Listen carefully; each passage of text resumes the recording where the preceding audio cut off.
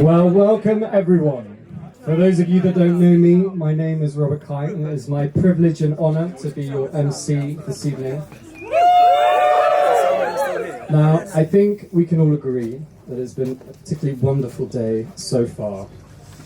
Sean, Tilly, the fact that you guys only got engaged 6 months ago, and it just demonstrates the amount of thought and organisation that's clearly gone into this incredibly special day, which is particularly impressive given Sean's on the organisation committee. A man with a reputation, typically in most group activities, to nominate himself as the big picture guy. A man that tends to talk a lot, point a lot, and do very, very little else. However, it is clear that it's been all hands on deck at Williston, so please let me be the first of many to say thank you so much to the Coopers for hosting us. So now on to the order of events. Our first speaker is not only one of our hosts, but has in fact been father of the bride to both of Tilly's sisters at this very location, making it as close to a home court advantage as one could possibly get to a father of the bride speech. So without further ado, I introduce to you Mr. Richard Cooper.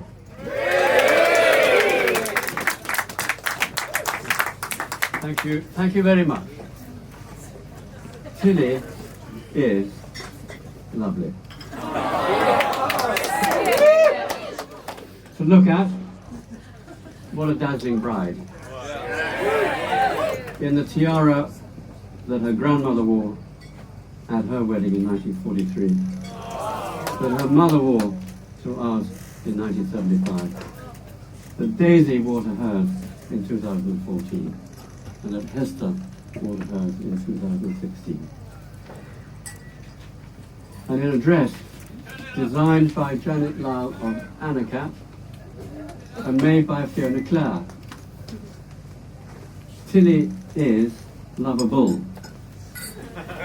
It was not a rare occurrence to go into the nursery and find Tilly sitting on the knee of some older friend of Daisy or Hester, usually a boy. Tilly is charming. Her interpersonal skills emerged very early and have served her and us in very good stead.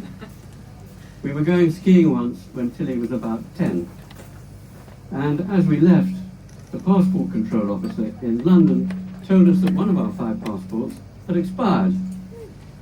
He said that he didn't mind because we were leaving the United Kingdom, but he said that he thought the Swiss and the French might mind, and he might mind when we came back. There was only one solution. We put the offending passport at number 5 in the file, and then asked Tilly to go first, and to hand the file to the officers, both in all 3 countries, with her most engaging smile. And astonishingly, it worked. This beaming child distracted every one of them. Not one noticed, and we sailed through there and back. Tilly is compassionate. She is mindful of others, as her friends here today have surely found already. She can also be very funny. One evening as we drove down here, when she was 6 or 7, with all the windows open, one of the others exclaimed at the smell coming in. I said, "Oh, it was just fertilizer being spread." "Huh," said Tilly without looking up from her book in the back. "More like fertilizer, if you ask me."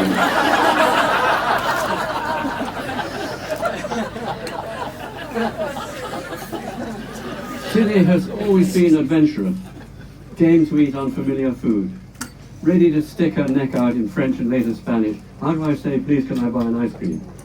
And then going ahead without worrying whether or not she was going to understand the reply. And now look what a linguist she is. Adventurous in the way she dressed, and how stylish now. Adventurous in travel, which is something that's going to suit Sean very well, obviously. She makes up her own mind about what she wants to do and how she wants to do it, and is then very determined in achieving it. But she is also realistic and pragmatic, not unknown to resort to strategic tears in airport queues, almost always with the desired effect. She was extremely clear-minded in deciding what career she wanted to pursue, and how successful she is being at that. And on top of it all, she's fun. She's multi-interested. Fun to go to the opera, or the ballet, or the theatre with. Fun to ride with, ski with, travel with. Fun to choose ties and cufflinks with, as indeed she did again this morning. Simply fun to be with. Sean found that out very early, what fun she was to play tennis with, and how she's improved through playing so much with him.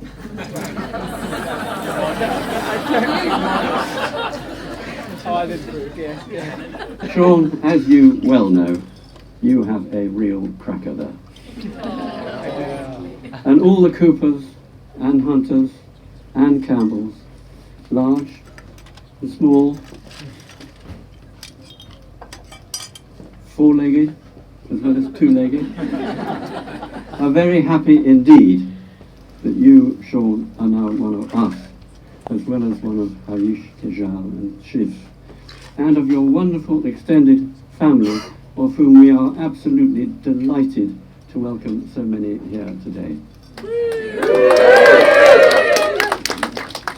And we are very happy that they are all now linked to us through you and Tilly. I believe that we all share similar feelings about family. Tilly is a family person. We are sure that she will flourish in her happiness with you, and that you will in yours with her. This is a happy day, and with a very special mention of Nandi Gronert, who joined our family in 1987 in Hong Kong, before Tilly was born, and has been a major part of our family ever since. How we shall miss you, Nandi, when you move back to Sri Lanka next month. Thank you all for coming here and joining in.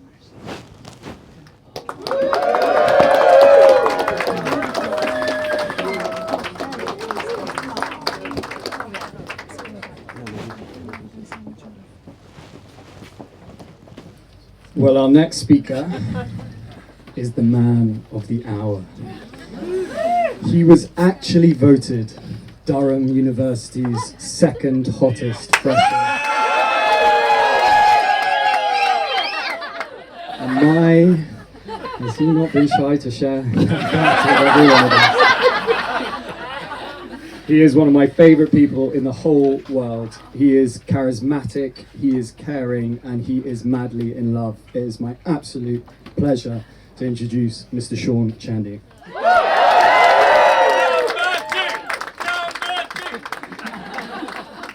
Oh, good evening, lords, ladies and gentlemen.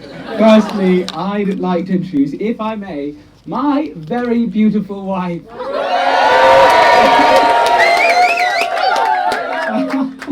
I am still speechless at how amazing you look, and yet again reminded of how lucky I am.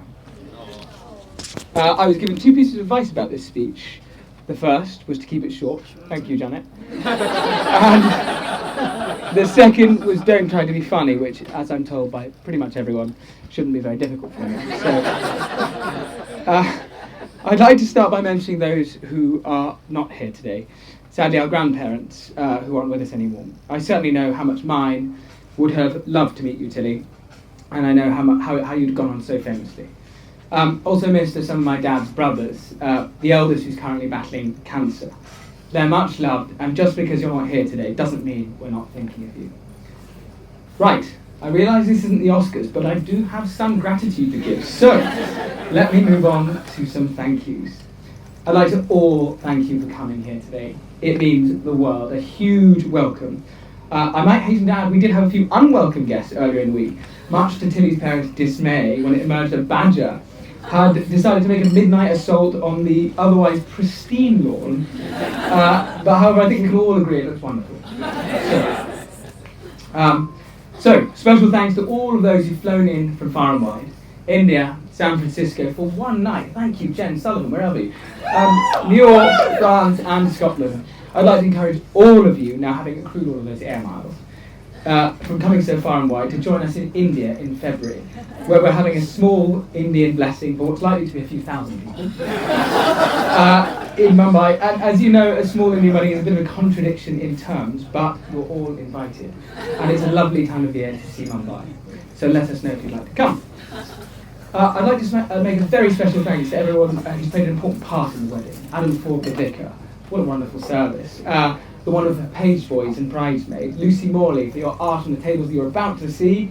Alistair Day, where literally caught the scallops and lobsters you're about to eat.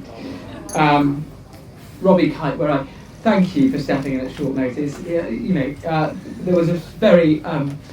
Alexander Wyndham decided to just drop out at the last minute, unable to cancel having babies. So Robbie kindly stepped in, thank you.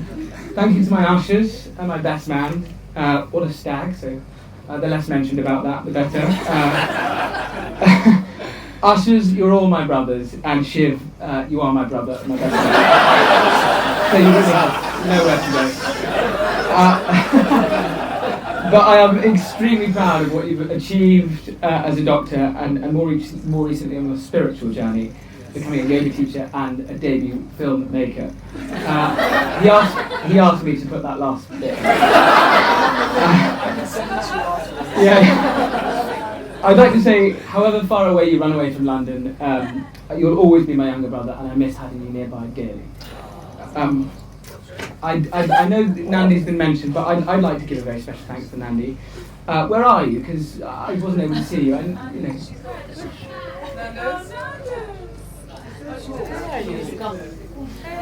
Well, just to explain, Nandi played a very big role in Tilly's childhood and has been part of the family for years, as Richard explained. She's very special to Tilly and therefore me, and Tilly's wedding wouldn't be the same without you. So thank you. I'm pleased you're able to make it. I'd also like to thank Tilly's older sisters, Daisy and Hester, and Charlie and Chris, their husbands, for making me feel so welcome to the gang. As an eldest child myself, it's been nice to see things from the perspective of the youngest. There are indeed benefits from others having done things before you, most notably parenting, which, knowing very little about it before having met you guys, I've come to realise is very difficult. But Daisy, Chris, Charlie, Hester, I love getting to know James, Ludo, Suki, and watching them grow up into proper little people, and I look forward to being part of the rest of their lives. No doubt, we also look forward to receiving their hand-me-downs. So,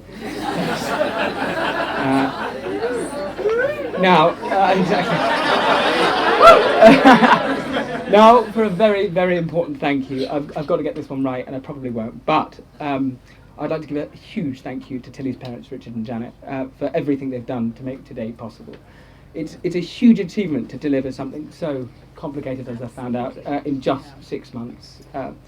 I'd like to thank you also for hosting it here at Williston. This house is a huge inspiration to me, and I'm forever in awe of how much thought and care goes into making a special place, not just for yourselves, but for your children and the grandchildren, which hopefully Tilly and I can add to one day too. It's absolutely no surprise how much the family comes up weekend after weekend, and testament to your close family bond. I'd also like to thank...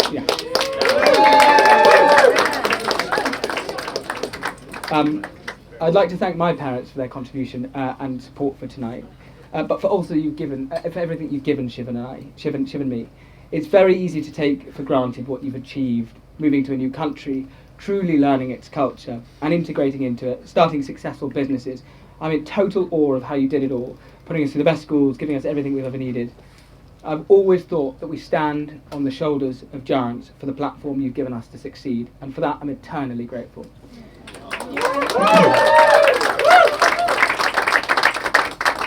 Perhaps on reflection, my quite badly behaved time at school might not have seemed all that good at the time. I seem to remember reports from Simply teachers using the phrase, Sean fails to meet his potential in more and more imaginative ways. But, turning to Tilly, my incredible wife, you're funny, grounded, kind, and the pleasure you get from the simple things and simple rituals in life make you very special.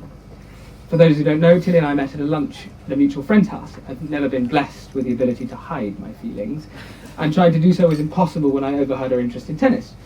In fact, I think I might have asked you for your number whilst you were in mid-conversation with someone else. Smooth. It was hardly smooth sailing from there either. We had hurdles to overcome. Even before our first date, I contracted COVID the week we were meant to have our first date. And the week after, the UK was plunged into national lockdown. So finally, after 3 months of waiting and firmly believing I was in the friend zone, we had our first date with all the restaurants, bars, clubs and cafes closed. I remember thinking, well, I hope she likes my company, so we've got nowhere to go. And so we had our first date, sat on a wall with our legs dangling over the river in Hammersmith with a bottle of rosé and luckily a very lovely spring evening. And thank goodness I couldn't take you to a smart restaurant or a loud bar, because being unable to go anywhere took all the noise and distractions that dating can bring, and what we got that evening was just uninterrupted bliss. Nowhere to go, nothing to do, apart from just hang out, which is what we did. And that one evening of hanging out turned into 5 consecutive dates, and precisely 2 years to the day we got engaged in Hyde Park. For me though, Tilly, whilst those first few heady days were a wonderful start to our relationship, it's the character I've got to know since that makes you really stand out. I'm always in total admiration of you for the thought, care and concern that you have for others. 2 small examples that come to mind: giving out sticks of cheese to those flagging at Glastonbury Festival. Not just to mention yourself, I realise that. Or crossing the piazza in Italy to make a marginalised wedding guest feel included in the party. You're a total rock for your friends, unjudgmental and loyal to the end. So Till, it's been some journey, but wherever we are, whether it's California, London, Madrid or Singapore, I want you to know how lucky I feel to have you on my team. I'd like to ensure that we carry on the simple rituals we've started and to continue to take pleasure in the simplest of things that life has to bring. So with that, please raise your glasses for a toast to my lovely wife, to happiness and taking pleasure in the simplest of things in life.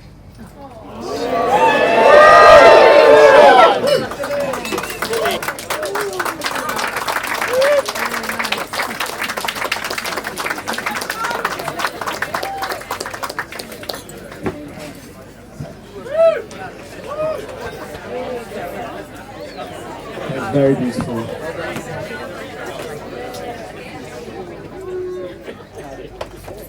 So we are now on to our final speech of the evening.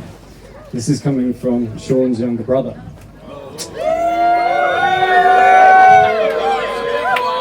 Animals out there, aren't there? This is a man that's just spent his recent years as the only doctor on the Isle of Harris.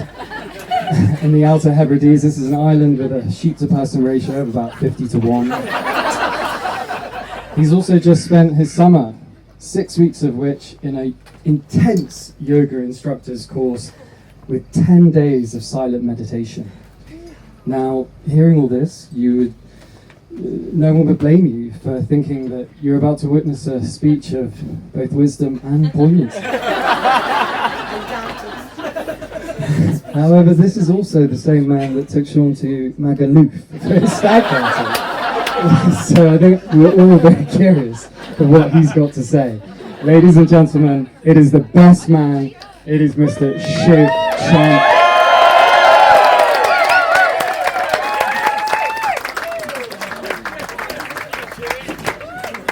Thank you. Don't hold back, Shiv. Good evening, ladies and gentlemen, and those of you that may not identify as ladies or gentlemen. It's nice to finally have an opportunity to get some younger sibling issues off my chest. The sibling relationship is like no other.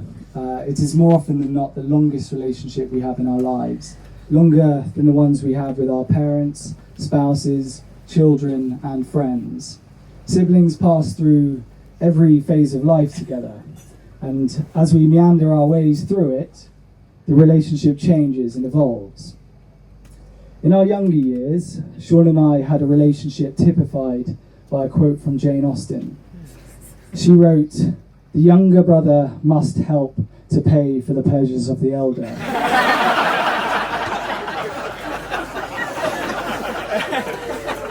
And so these were the enforced terms and conditions of our sibling relationship from a young age. For example, when 4-year-old Sean decided to jump into the driver's seat of our family car, stick it into reverse, and smash it into our other family car behind us, I was the passenger in the back seat. So for those of you wondering where the grey patch on the back of my head came from, there you have it. It was an early childhood trauma. Sean's exuberance continued into his teenage years. As a teenager, he was suspended from school for bunking, and then not long after that, he was asked to leave following an unfortunate altercation. The wisdom to be passed on from this incident is that if you get in a scuffle with a boy whose mum is a barrister, make sure you lose the fight. Needless to say, it was in these years that Sean earned himself a reputation as a bit of a bad boy, although he will retort and say that he has always been a good guy who has just sadly fallen victim to a bad PR campaign. And then he will probably signpost you to the fact that Richard Branson was also chucked out of school.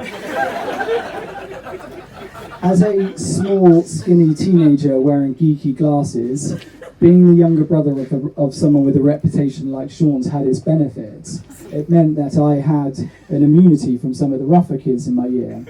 However, that immunity did not necessarily extend to my own household, where Sean once beat me up in front of a friend because I didn't clean up strawberry jam from the kitchen table. But as they say, we must forgive and forget.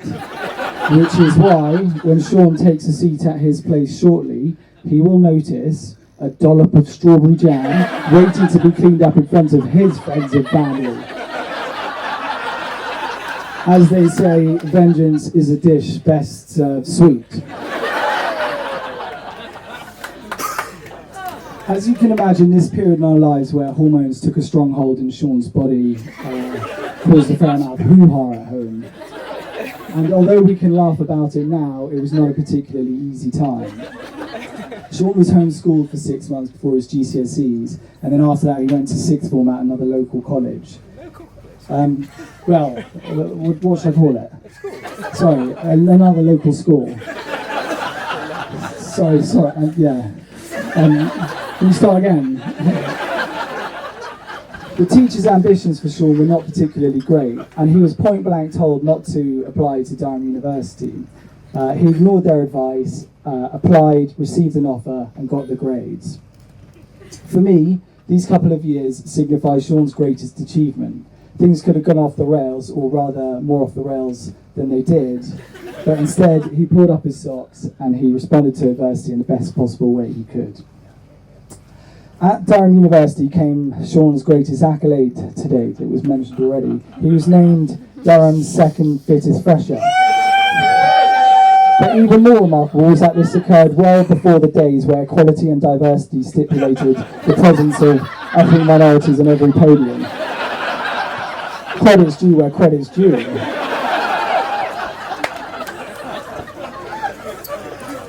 I visited Sean at Durham once in his final year. I was expecting a Playboy party weekend, but that must have been the weekend before. Instead, I discovered his dissertation was due in a Monday morning and ended up spending half the weekend working to help him towards that deadline. The younger brother must help to pay for the pleasures of the elder. He went on to attain a 2-1, which has been the foundation for many of his future achievements. so I credit myself greatly for most of Sean's successes that have ensued. After Durham, Sean came to London for his masters, and after somehow securing a distinction without my help, he joined the working world and started to earn for the first time. Saving was not in his vocabulary. Endeavouring to be a Rolling Stone was. Although, based on his decision to splash out on a BMW Z4, perhaps he was endeavouring to be a hairdresser after all.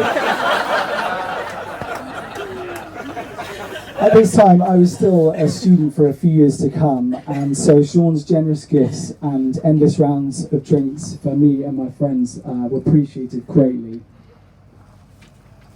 And so a friend became this brother who was once a bother. In this next phase of our relationship, the hierarchy flattened and our friendship groups began to merge. And in the last decade or so, we have shared some particularly special experiences, most recently including his stag do to Mallorca, the memories of which will be tattooed onto his mind, if not his body. It has been quite the journey here with Sean. Over the years, it has been very special to see him grow from a slightly erratic, fun-oriented, clumsy boy to, well, a slightly erratic, fun-oriented, clumsy man.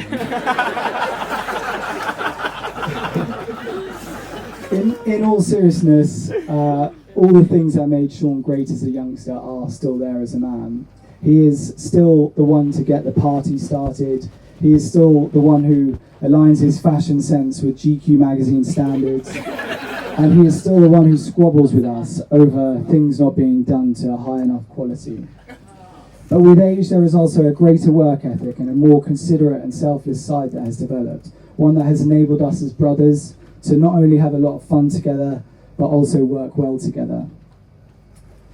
Before the emergence of Tilly in our lives, many of Sean's friends wondered what it would take for him to finally settle down into a relationship with potential for marriage. The answer, of course, is an unprecedented global pandemic.